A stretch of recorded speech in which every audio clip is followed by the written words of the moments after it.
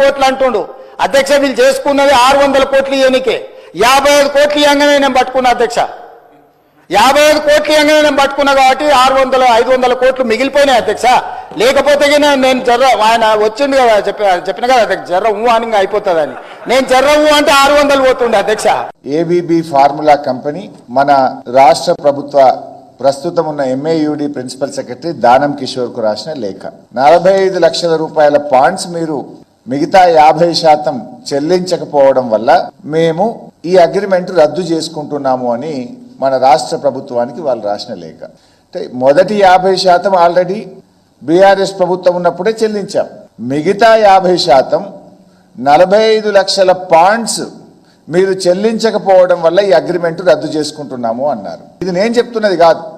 ఈ అగ్రిమెంట్ మేము క్యాన్సిల్ చేసుకుంటున్నాము, మీరు కట్టాల్సిన 45 లక్షల పాండ్స్ మీరు సకాలంలో కట్టనందుకు ఇది రద్దు చేసుకుంటున్నాము అని సంస్థ మన రాష్ట్ర ప్రభుత్వానికి రాసిన లేఖ. అంటే ఎంత? It is only 47 crores. But Revanth Reddy గారు ఏమంటున్నారు? 600 కోట్ల రూపాయల నష్టం జరిగేది అన్నాడు. పాపం రేవంత్ రెడ్డి 600 కోట్ల నష్టం కాదు, 600 కోట్ల లాభం జరిగేది రాష్ట్రానికి. గంతే, నష్టమని చెప్పిండు, లాభం జరిగేది. రేవంత్ రెడ్డి తుగ్లక్ నిర్ణయాల వల్ల, రేవంత్ రెడ్డి చేసిన పిచ్చి పనుల వల్ల ఈ రాష్ట్రానికి 600 కోట్ల రూపాయల నష్టం జరిగింది.